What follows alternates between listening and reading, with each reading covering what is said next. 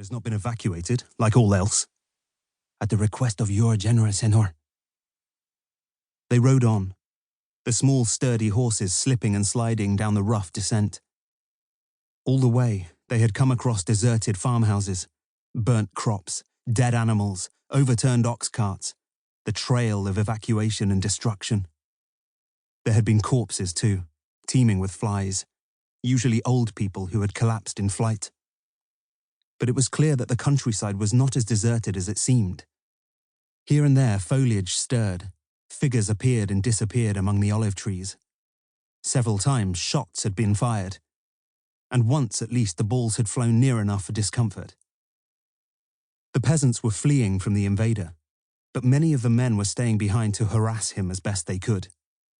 The ordinanza, or militiamen, were also in evidence, in woolen caps, short brown cloaks and threadbare breeches, armed with anything from butcher's knives to old blunderbusses, and riding wild, ragged ponies. They arrived suddenly in clouds of dust, or wheeled against the skyline, blowing briefly on crescent-shaped homs. Twice the Englishman had had to produce his papers, in spite of his Portuguese escort. He did not fancy the fate of any stragglers of the invading army. But then the behavior of the invading army had invited every sort of retaliation. It was a mild September night, but no moon. A few mist clouds drifted across the spangled stars. They reached a dried-up riverbed beneath a cliff, and the leading soldier dismounted and cast about him like a bird dog seeking a new scent. The Englishmen waited patiently. If they were lost, they could sleep well enough in their cloaks. A night among the stunted chestnut trees would do no one any harm, and they had food and water to last. Then a bent figure emerged from behind a clump of aloes, indistinguishable as to age and sex. It approached cautiously, and there was whispered talk. The soldier turned and said, "We are closer to the convent than we thought, senor, but it will be necessary to take a detour. The French army is directly ahead of us." There was a pause. "Which way ahead of us?" "West, senor. They are a great host. They have been pursuing the English all day. This man advises keeping to the riverbed for half a league, then crossing between the hills to the Basoko Ridge. The French artillery are in the valley." The Englishman fumbled in his pouch and found a coin to give to the stunted figure who had saved them from stumbling into the enemy lines. Since he had a fair appreciation of the value of his own freedom, the coin was a large one, and the ragged shadow was suitably overcome, and went off bowing backwards into the darkness that had hatched him.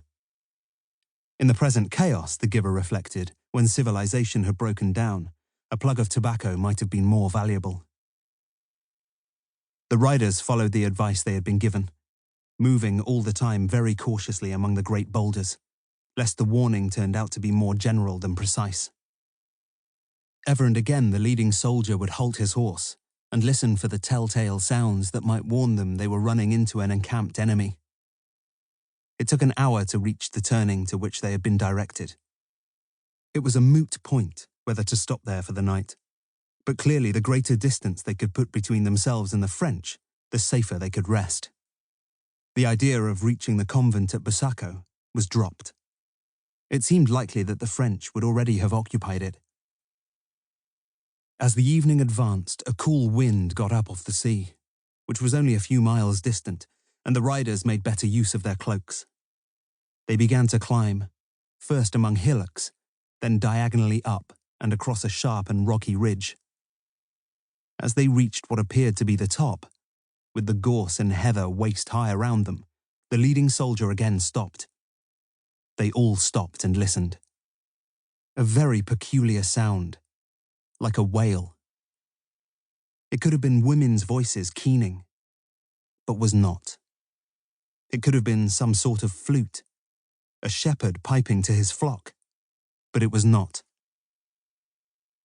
The horses came up with each other. The two soldiers argued together. The one who spoke English said, "We must turn farther north, senor. That is the French."